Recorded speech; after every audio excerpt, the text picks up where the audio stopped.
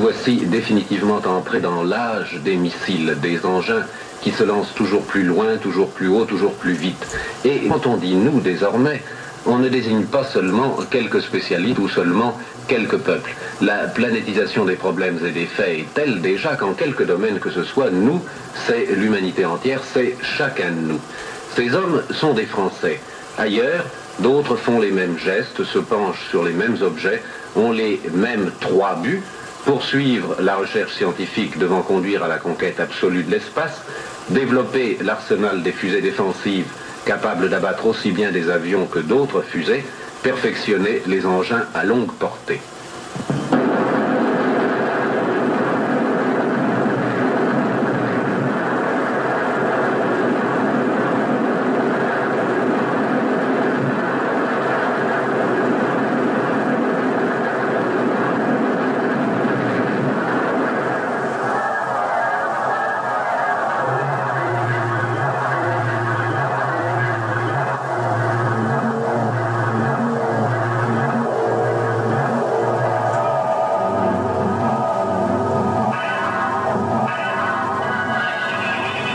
Selon cette étonnante loi de balancier qui veut qu'une réalisation semblant sans réplique en appelle une autre aussitôt qui précisément lui réplique, on voit aujourd'hui s'opposer aux missiles les missiles antimissiles. La fusée intercontinentale elle-même, qui paraissait invincible au moment de sa création, est déjà vulnérable, traquée dès son apparition par le radar.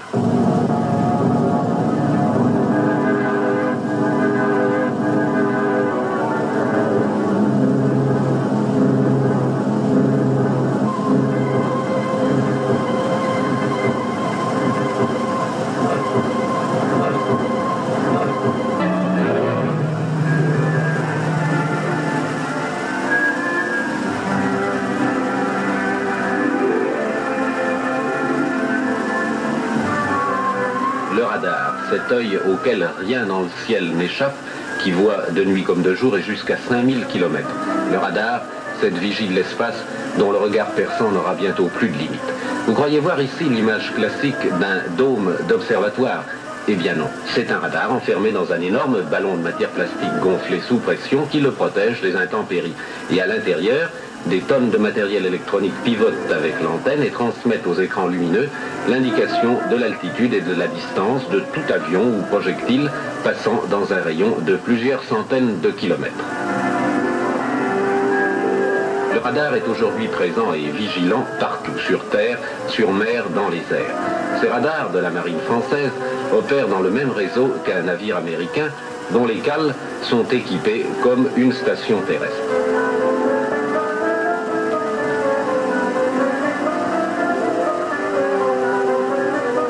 Les ondes ultra courtes émises par le radar, qui, après avoir frappé un objet, reviennent à leur point de départ comme un écho et de la sorte renseignent sur la position de l'objet, ces ondes ne connaissent pour ainsi dire pas d'obstacle. De même que dans l'atmosphère, elles traversent les nuages, la pluie, les fumées, le brouillard, les autres ondes, telles que celles de la radiodiffusion, elles se jouent de l'épaisseur de l'eau.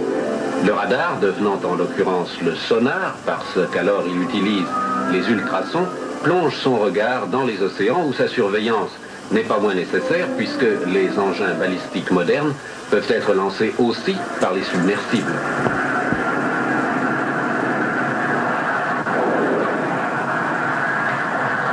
Il n'est pas nécessaire d'avoir la moindre connaissance en électronique pour comprendre que plus un radar est élevé, plus vaste est le champ de diffusion de ces ondes, plus grande sa portée, plus étendues les zones sur lesquelles il peut fournir des renseignements.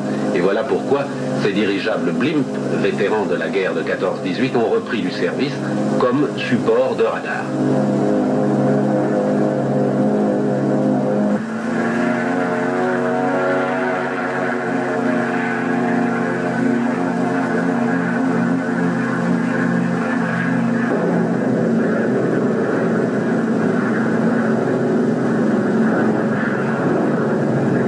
Économiques, ces petits dirigeables peuvent rester en patrouille des jours durant et constituent un véritable rempart de radars autour des grandes villes et le long des côtes où, pour l'instant, les baigneurs sont sans doute assez surpris de voir apparaître ces revenants de l'air ne portant même pas la moindre publicité sur leur flanc.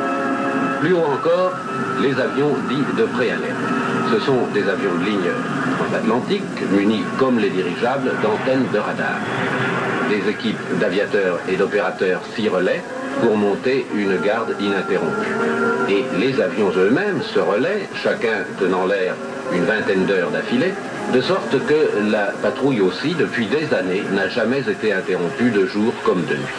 La méthode est coûteuse, certes, mais efficace. Un seul de ces avions peut surveiller une portion du ciel de l'ordre de la superficie de la France.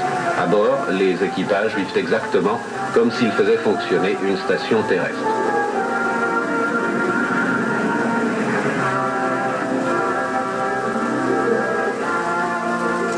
Les rangs fournis par les avions de préalerte, comme ceux de tous les radars de terre, d'air et de mer, formant ensemble un gigantesque rideau électronique, sont reçus et déchiffrés dans les divers quartiers généraux de l'OTAN. Celui-ci, dont le sigle anglais a en français une consonance significative, est le centre d'opération du SHAPE, le grand quartier général des forces alliées en Europe situé près de Paris. Le PC du SHAPE est en relation radiotéléphonique avec tous les pays de l'Alliance Atlantique. Un Canadien communique directement avec Naples. De Paris, un officier français transmet des ordres au PC régional d'Oslo où reçoit des informations sur les mouvements d'avions suspects qui sont au fur et à mesure inscrites sur une immense carte transparente. Cet affichage est confié à des spécialistes entraînés à écrire à l'envers, de façon que les officiers d'état-major placés de l'autre côté du plexiglas puissent, eux, lire à l'endroit. Et voilà pourquoi, l'habitude étant une seconde nature, quelques fiancés par le monde reçoivent peut-être désormais des lettres écrites à l'envers. Mais ne nous égarons pas, l'instant est grave.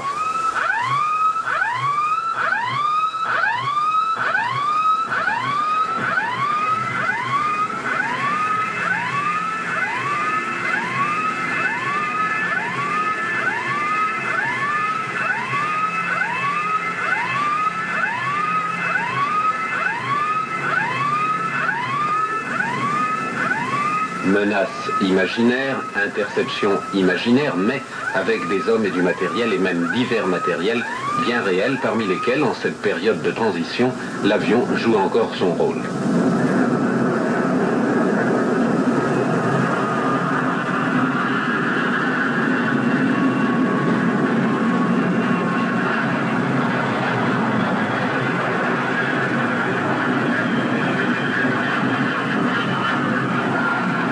Le chasseur a décollé.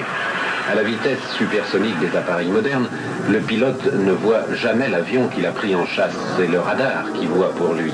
Le pilote n'est plus qu'un instrument entre les mains de l'officier radariste qui dirige l'interception sur son écran lumineux et lui donne au bon moment l'ordre de déclencher ses fusées contre l'avion toujours invisible à ses yeux.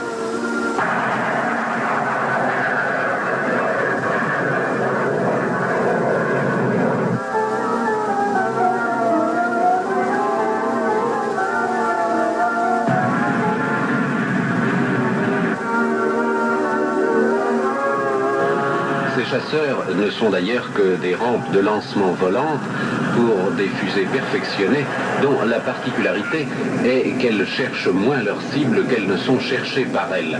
C'est-à-dire que leur tête infrarouge est attirée irrésistiblement par les gaz brûlants qui s'échappent des turboréacteurs du bombardier à abattre.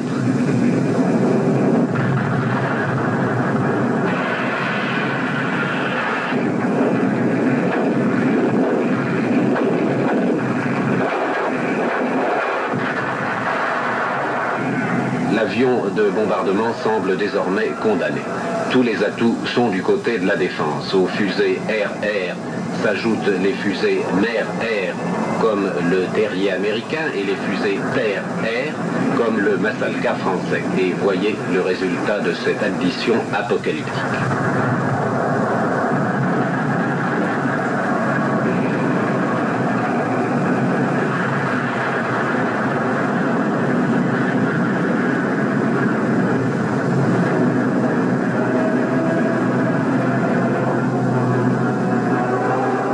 Rassurez-vous, c'était bien entendu un avion téléguidé sans pilote.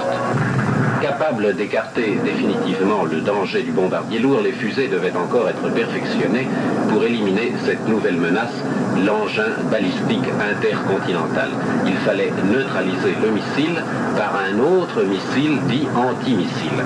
Cette neutralisation s'explique par ceci que l'engin intercontinental n'est guidé que pendant la courte période de son décollage. Les antennes au sol dressent vers le ciel un immense couloir immatériel d'ondes hertziennes, le maintenant dans une trajectoire inchangeable. Les radars peuvent ainsi le repérer un quart d'heure avant son arrivée, ce qui représente plus de temps qu'il n'en faut pour qu'automatiquement les missiles antimissiles, toujours sous pression, jaillissent de leur cachette souterraine. Dès lors, le rôle de l'homme, qui a été considérable avant, sera insignifiant. Les radars et les cerveaux électroniques nés de son intelligence pensent et agissent pour lui.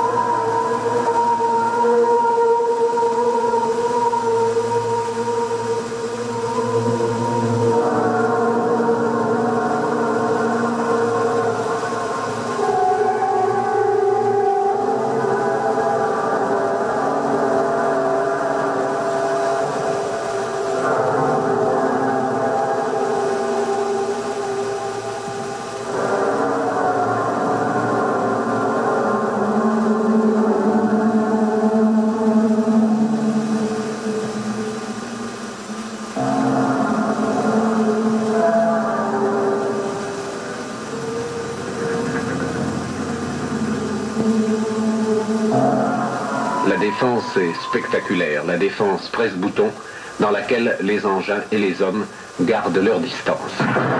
Une fusée prend son vol, souveraine. Le lendemain, une autre fusée voit le jour, plus puissante, plus intelligente. Constamment, une nouvelle réalisation annule la précédente. Les progrès de la technique guerrière s'éliminent les uns les autres. Et si, grâce à Dieu, ils ne doivent jamais servir, de cette folle compétition, il restera un acquis scientifique propre à rendre l'homme plus vite et plus totalement maître de l'univers.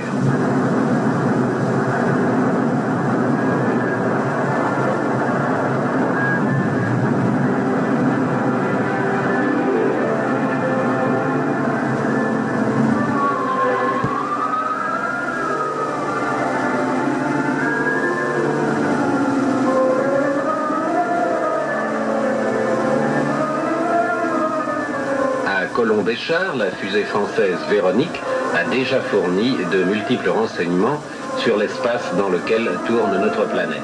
Déjà est en vue l'avenir prodigieux où le plus vieux rêve sera devenu réalité, où l'homme ne sera plus uniquement un terrien.